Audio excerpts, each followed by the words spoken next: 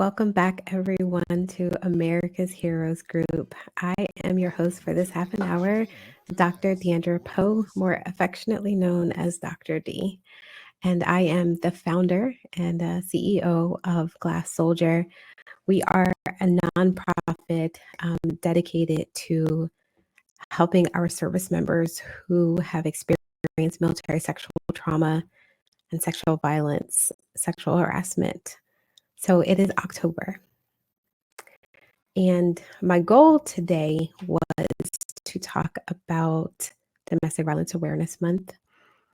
And, it's also Depression Awareness Month. But as life would have it, things have transpired for me over the last couple of weeks that have taken me to a very raw place. And so while the topic of domestic violence is heavy, I guess is the word I'm looking for, it can feel weighty and triggering to some people.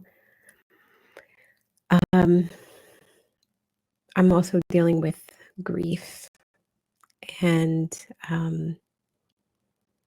not in the traditional sense. So just to give the audience a peek into what's going on, my sister, her husband transitioned, and I like to use that word transition instead of passed or died. It helps me. As a woman of faith, using the word transition helps me to understand that they have gone from this place to the next. To be absent from the body is to be present with the Lord.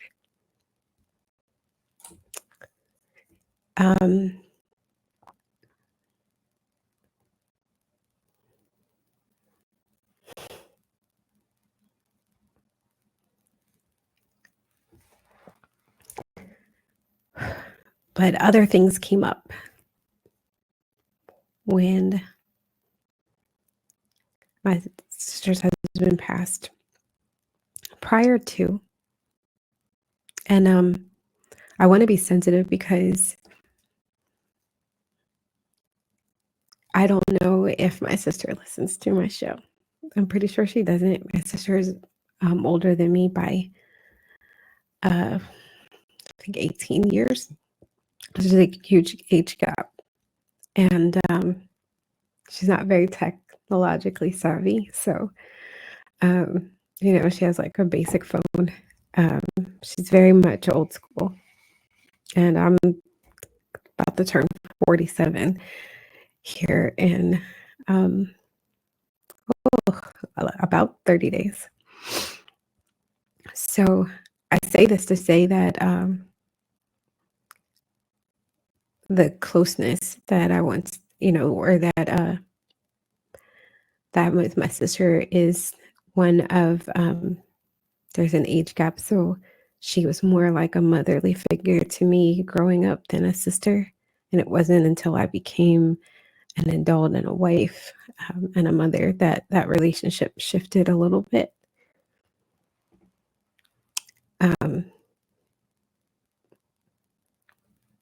But a couple of weeks ago, my sister had a stroke. And at the time, her husband, who had stage 4 prostate cancer, was by her side. And as you can imagine, the family was concerned. And so this was kind of like back to back. My sister shared with my father that after she was released from the hospital, her husband went in, and it was known then that he may not leave the hospital.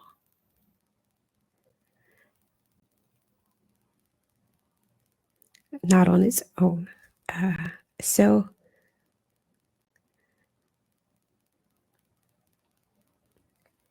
for the last couple of weeks, I've been having conversations with my father.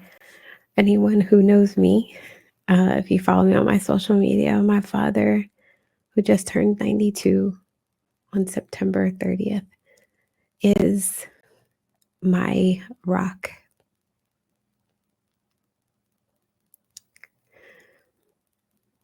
He is who I look to for guidance and wisdom. He is a person that I look to hold me up when the world seems cruel and confusing. And my father struggled.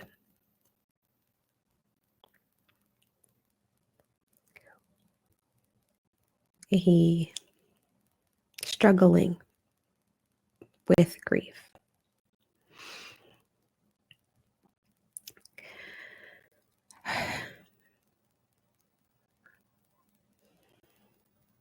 And conversations around death with my father are not easy.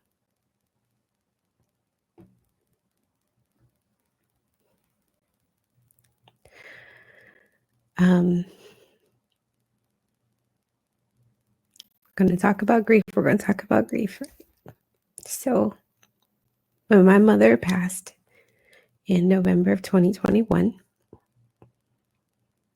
I had a lot of people around me trying to be supportive. And a lot of the conversations were concerned about my father leaving immediately after. The broken heart syndrome. When one spouse passes, the other one will pass away shortly after.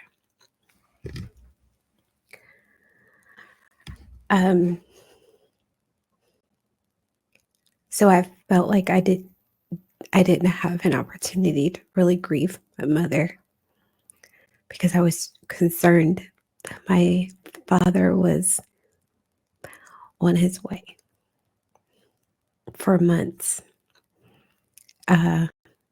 Actually, nearly a year, because his health started to decline.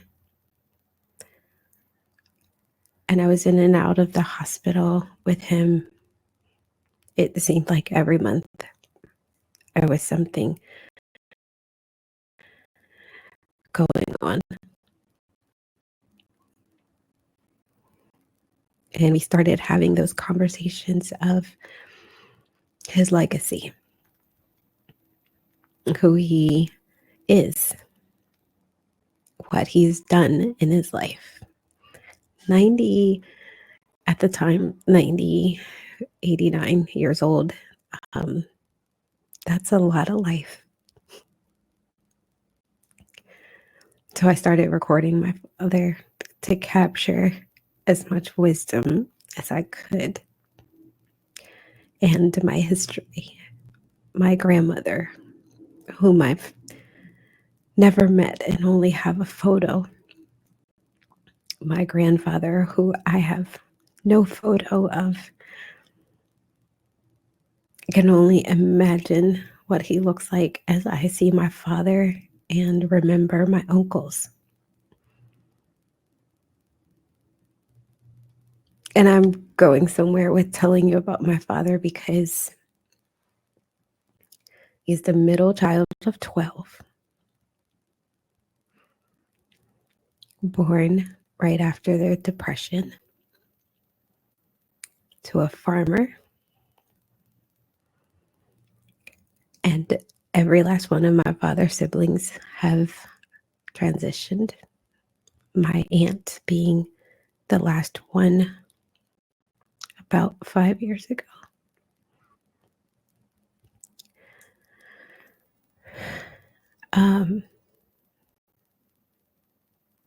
Several of his nephews.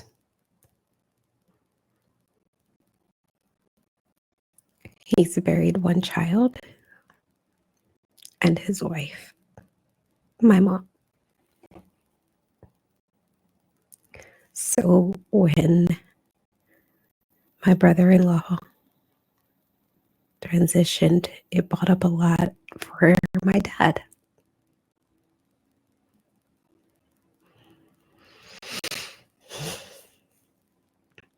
The conversation turned to, why am I still here? What purpose do I have? And him turning to his youngest daughter to ask that question, well, I didn't want to answer. My mind can't fathom or wrap around why. It's such an interesting word. Why? So for him, he feels like there's a reason. Of course. Of course. Um, he believes that there are still things that he needs to help us with, my sisters and I. Sometimes he says specifically me, that there's things that he's been left here to help me with.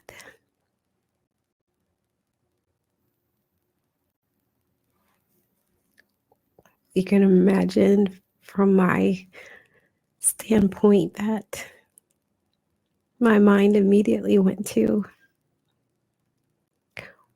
what happens when I don't need help anymore, Dad? Do you get to decide that you're just going to go?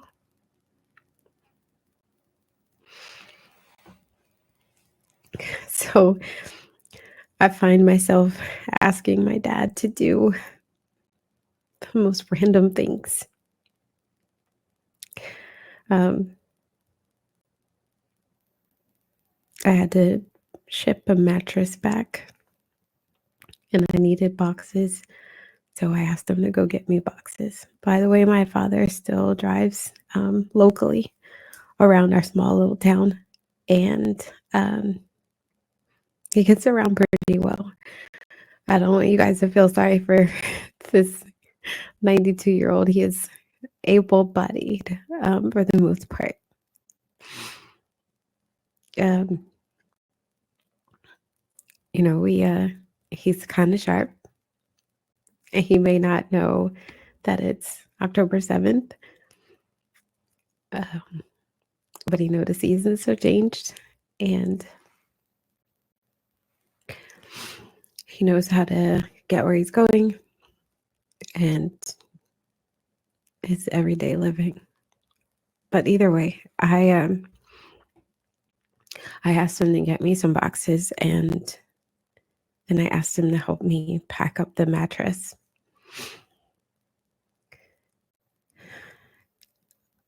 Allowing my father to do things for me is my way of, I guess, feeling like, to let him know that I still need him.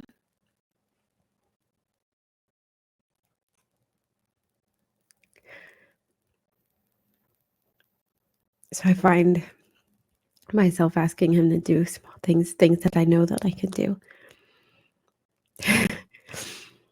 Sometimes I feel like a child again, where he will see me doing something or struggling with something, he'll come over and I'm like, no, Dad, I can do it myself. Like 2-year-old discovering things, or a 3-year-old.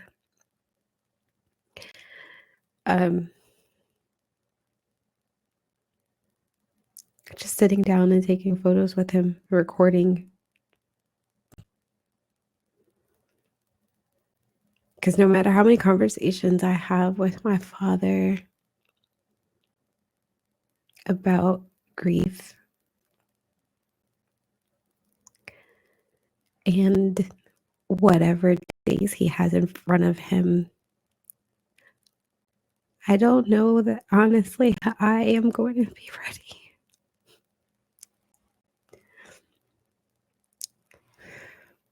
And I think about my sister, and I have been thinking about her.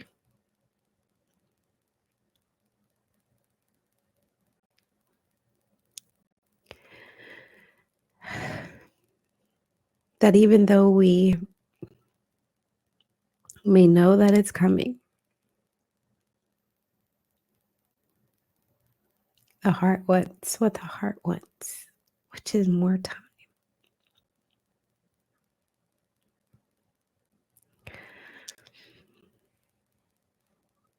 I know my dad has been here for a long time, but if you asked me, I still want more time.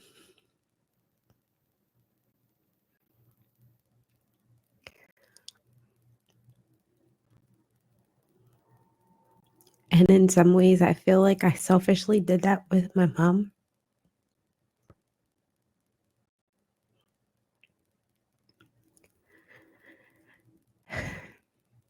My mom had a massive stroke on September 17th, 2021. A few short days after she came and hooded me with my doctoral degree. And I fought those doctors.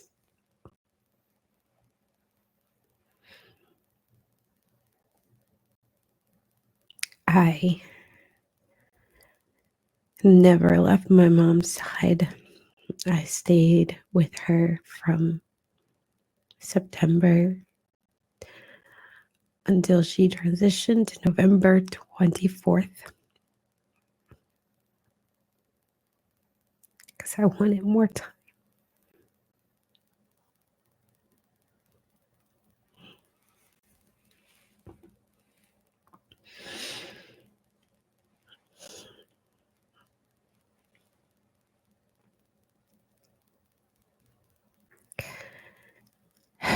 And grief is, my dad has just reshaped grief for me.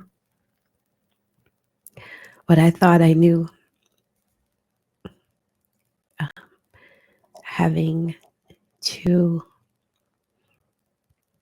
go to funerals for friends, for my brother,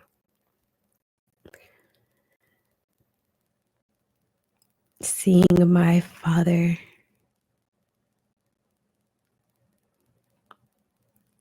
move through grief with the woman he said that he's loved his whole life.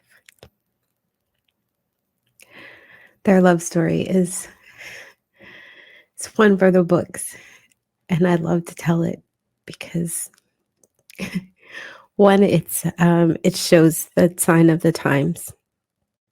My mother was a teenager when she set her sights on my father.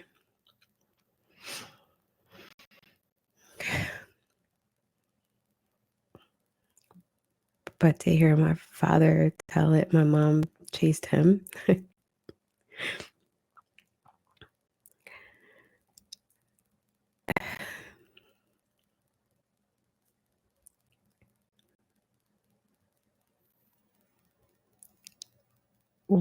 I I know there's a quote going around, and I believe it was an actor who said it about grief is just love that has nowhere to go.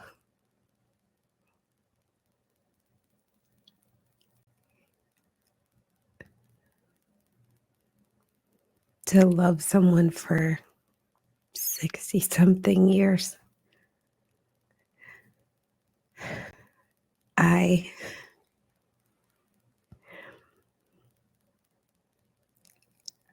I just am humbled and grateful to have witnessed, to me, what is the epitome of unconditional love. And even with my sister and her husband, all the things that they have been through. And they have been together, gosh, I think they were in their 20s. They were young.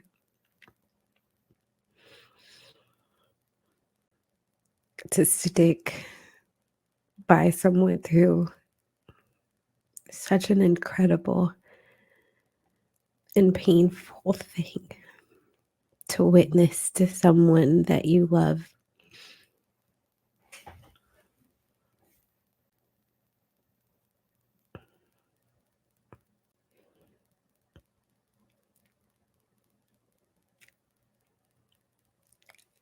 I think unconditional love is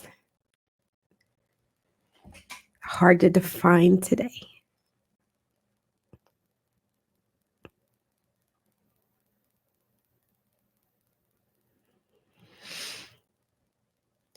And so, while I wanted to give everyone some statistics and stories about my own personal journey with domestic violence, it just so happens that today is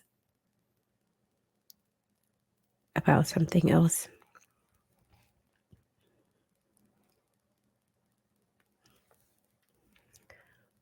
But I don't want to leave you all without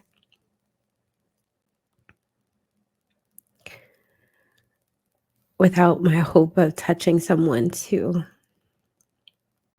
rethink unconditional love, to rethink grief and mourning. There's a season for everything. And I don't want to misquote anybody or especially the word. But I know there's a season for harvesting, a season for planting,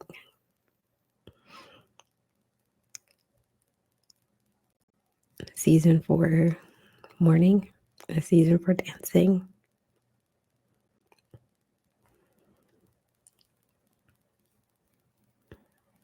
What I've learned and observed from my father is that if you live long enough, those seasons change, but they come back around.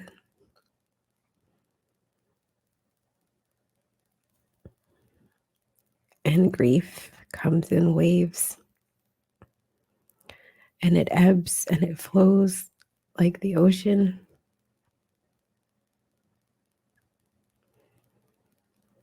I once described my mental health journey just like that. Sometimes it feels like my mental health journey, it's like a lake. On the surface, it looks still and beautiful, but underneath, there's this current.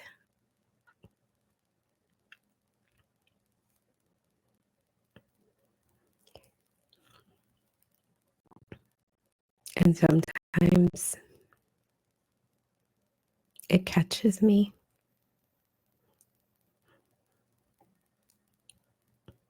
And that's why I'm so grateful for the time that I do have with my father, because he covers me. And his discernment and his wisdom lets me know that it's for a season, for a moment. I almost didn't record this podcast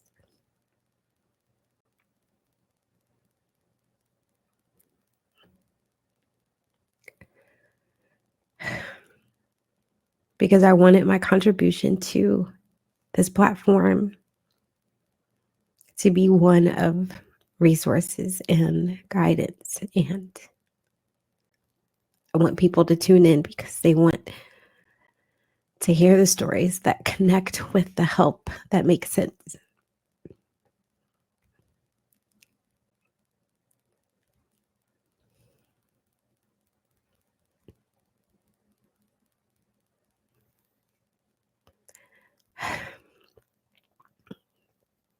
But today I am the one in need.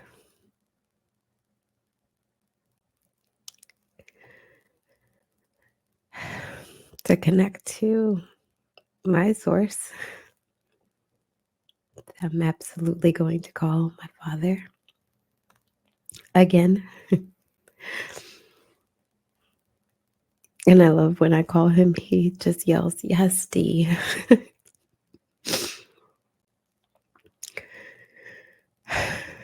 As if I'm somehow interrupting him. And I know it's with all the love he has in his heart for me. Never a vicious yes, D. I seem to catch him in between watching like Bonanza or NCIS, two of his favorite shows.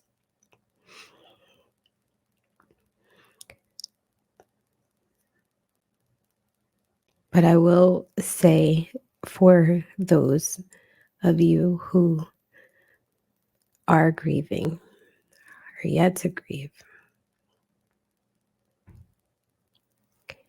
if you don't have a Carlton like me, that's my daddy's name, in your life to connect with someone, join a support group.